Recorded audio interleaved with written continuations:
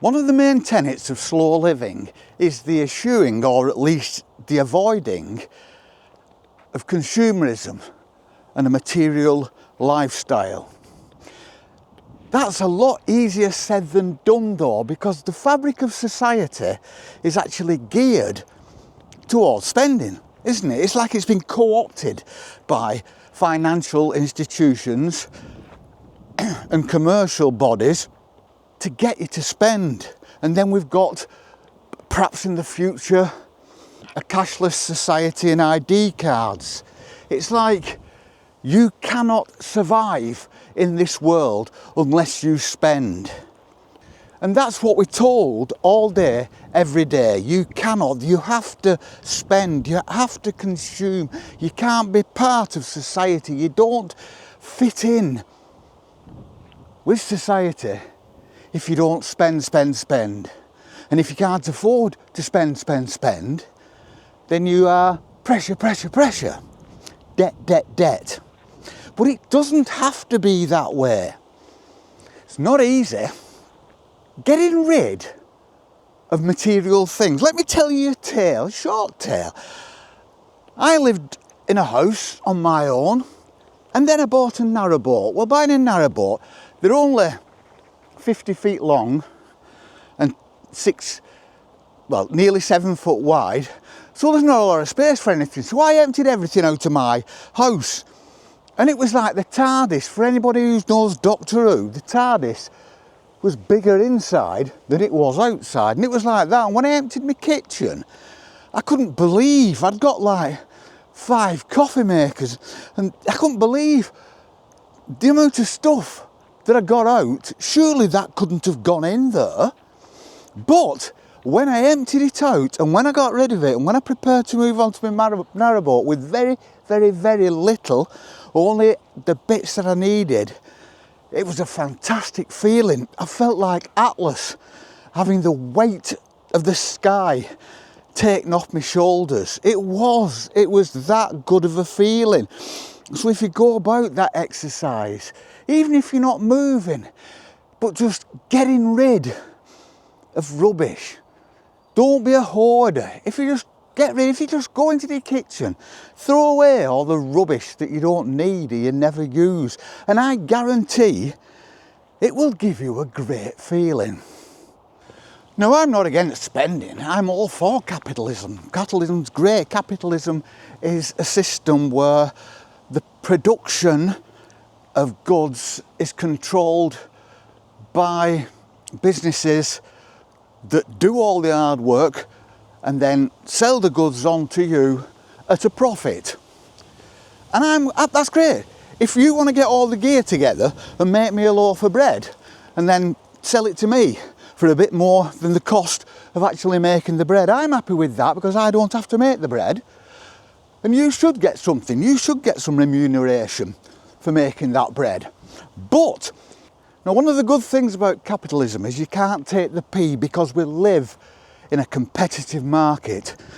So if you drive your prices up too high, unless we are in a cabal, then somebody else will come along, cut your price, and everybody will go and get the bread from them. I'm happy. It works for me. Keep it going. So all that means is that I'm happy for people to buy this stuff they want.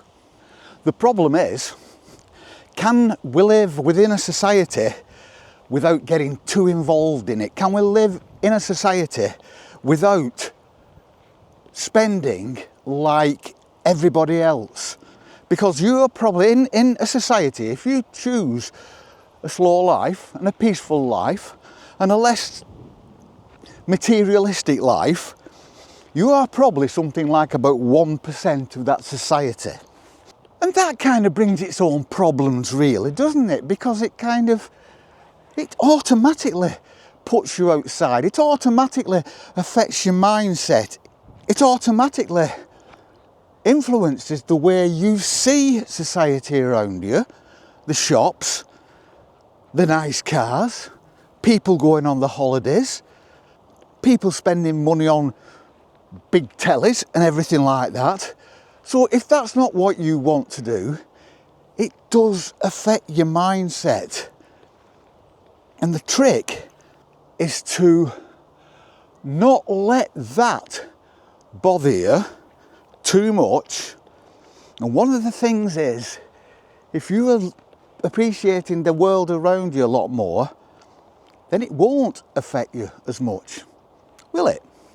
How many of you have gone on Amazon looking for nothing in particular, but found yourself actually looking for things to buy? You go on there, not actually looking for anything, not actually needing anything, but you end up actually looking for things to buy. Such is the seduction of consumerism. But over time, if you live a slow life and you just adapt to it slowly and you just find yourself spending less all the time, get to the end of a day without spending less. It's like the alcoholic, I suppose, or the smoker who's trying to give up. At the end of each day is like a landmark, isn't it? So if you can get to the end of a day without spending, you would have saved on what you spent before. And then you get to the end of the next day and the end of the next day. And then, just like drinking, I suppose, or just like smoking, I suppose it gets easier as you go along. But we all know that that is a long and difficult process. And this is a long and not particularly difficult, but it has its pitfalls. We all like a bit of a treat, we all like a bit of a spend, but it gets easier and it gets easier. And then it becomes a way of life. And then you don't go on Amazon. You don't have that feeling where you want to consume. Consumerism is a drug, ladies and gentlemen. And you are going cold turkey. But it's worth it. Because once you give up the spending, something has to take its place. And this takes its place. Appreciation of other things. Even if you don't go out into the countryside, just the appreciation of the world around you. The appreciation of something else you might do. You might read more, knit more, garden more, walk more. But something will take its place. And that something, hopefully, will be free. Or cost very little. This is free. And I love it. And we do it all the time. Wind's got up. Hope it doesn't affect my recording. Molly's having a lovely time. And it's sunny. And it's quite warm. Another problem is that living the slow life and not spending is not really tolerated in modern life because it goes against the narrative.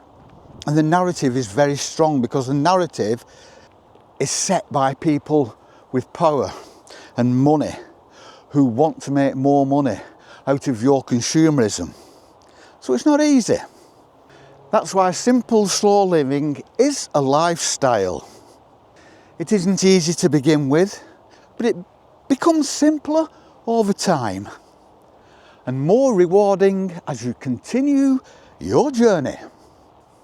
Remember, not buying something is a lot harder than buying it.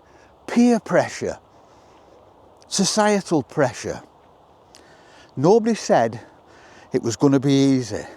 But don't fall by the wayside because it's well worth it, especially if you start when you're younger. Because then your dependence on money isn't as high. You've not got the pressure to earn as much. Even if you do want to earn, it's your choice. It's not the pressure. You're not going out to work just to pay for what you've bought, to go out to pay for what you've bought, to go back to work to pay for what you've bought, and then we go round and round on the life's merry-go-round. So it makes that simpler. It makes a lot of things simpler. Money. Consumerism.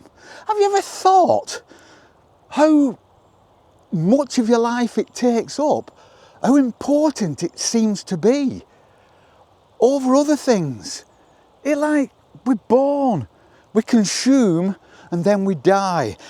There's got to be more to life than that, hasn't there? We're born, we consume, and then we die. I don't want that. I don't want that, and I'm not doing that. I refuse. You can stick it where the sun don't shine. And you lot, come along with me, because it's a fantastic ride. It's not easy, it's not quick. I don't have the answers. Everyone's an individual. You will find your own way through life, but don't, whatever you do, come to the end of this journey with regrets. I don't regret anything. I've made loads of mistakes. If I went back, I'd make them all again. But I know now, at 70, that if I suddenly come towards the end of my life and I'm aware of it, I will have absolutely no regrets at all. I will be able to look back and think, that was great. I really enjoyed that. Fab. And we should all be able to think like that. Don't reach the end of your days sad and regretful. So that's just my little take on the benefits of spending less. In fact, even if you don't live a slow and a peaceful life, a less materialistic life isn't a bad thing. It negates a lot of the problems of spending. Because spending brings its own problems. It brings those little instant gratification, but it doesn't bring happiness.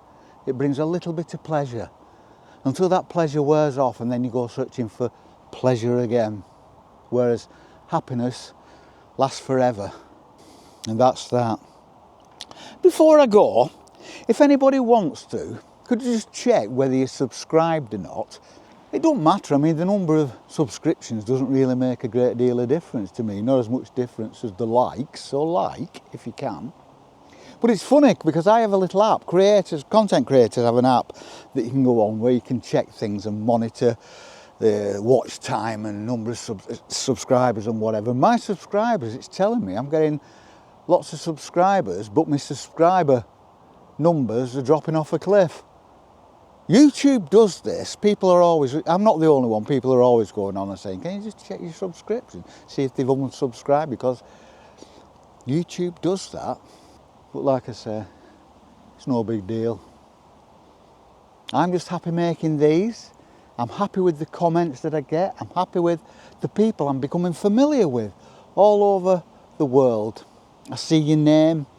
I kind of know what kind of message you're going to have, what you're going to say. And it's nice. That's really nice. It's community. It's nice. Thank you very much, everyone. And on that, we shall wish you all the best. We shall see you on the flip. Peace and love.